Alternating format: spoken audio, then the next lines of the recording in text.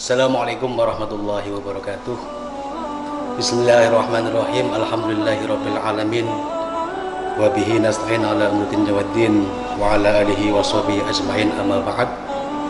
Saudara-saudaraku sekalian sebangsa dan setanah air, hadani Allah wa yakum.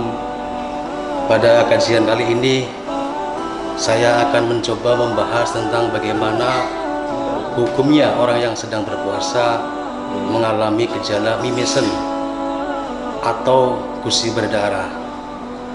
Apakah mimisen dan gusi berdarah itu bisa membatalkan puasa atau tidak? Maka kajian hari ini kita akan bahas seperti itu.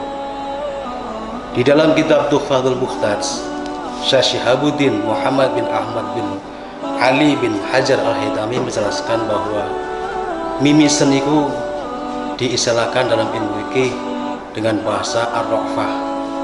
Ar-ra'fah itu mimisen. Sehingga ketika ada orang berpuasa kemudian dia mimisen, maka tidak sampai membatalkan puasa. Tetapi ketika orang tersebut sholat, maka ini tafsir hukumnya. Ketika darah mimis itu mengalir dengan deras, maka sholatnya wajib diqot'un, wajib diputus, nggak boleh diteruskan. Berbeda ketika darah mimis itu sedikit, maka cukup dihilangkan, kemudian sholat wajib diteruskan. Itu hukum daripada ketika ada orang berpuasa mengalami gejala mimisen. Yang jelas mimisen itu bukan penyakit, tetapi merupakan sebuah gejala akan terjadinya penyakit. Kemudian yang kedua adalah bahasan tentang bagaimana hukumnya orang berpuasa gusinya berdarah, itu bagaimana. Kalau menurut pendapat Syekh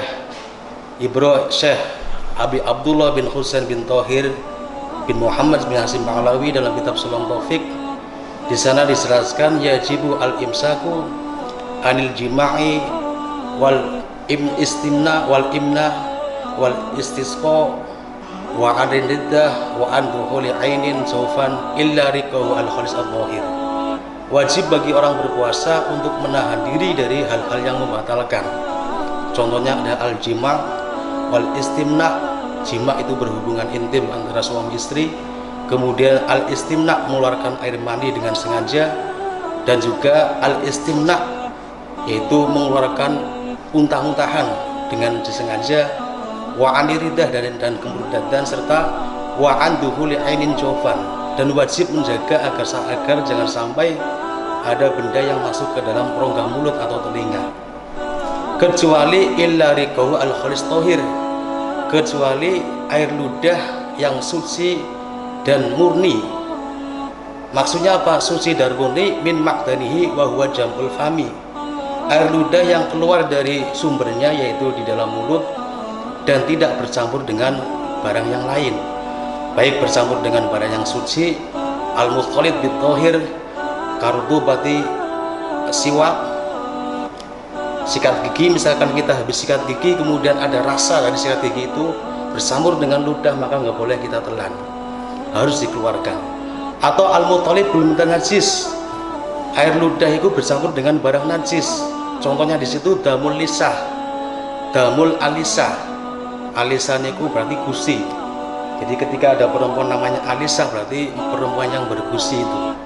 Ketika ada damul alisah bercampur dengan air ludah, maka air ludah wajib dikeluarkan, karena air damul lisah itu bisa membatalkan puasa.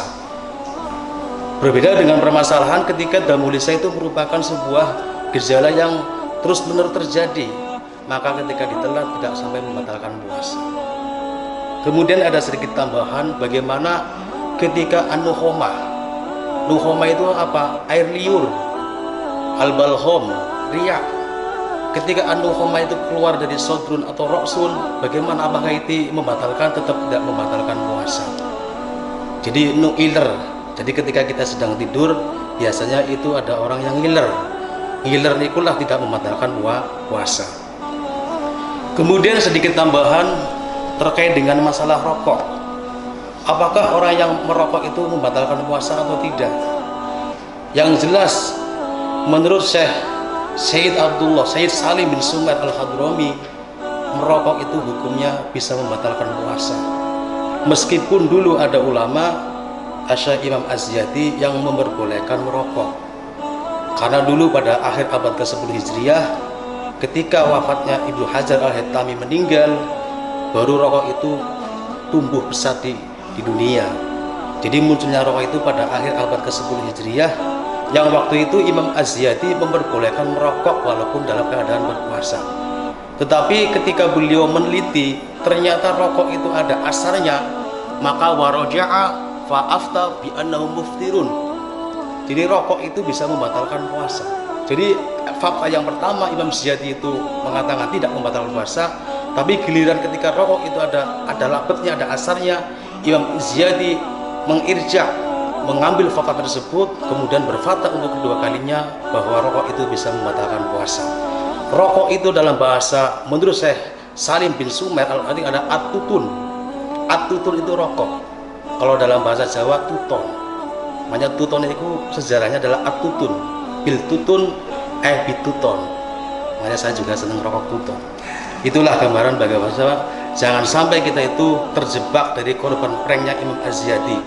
Karena dulu ada orang yang mengatakan rokok itu tidak membatalkan puasa.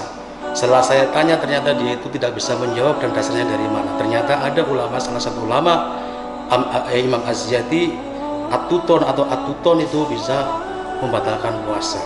Mudah-mudahan kajian hari ini bisa bermanfaat. Kurang lebihnya saya mohon maaf. Syukran wa tumtum fil khairi wal barakati wan najah. Assalamualaikum warahmatullahi wabarakatuh.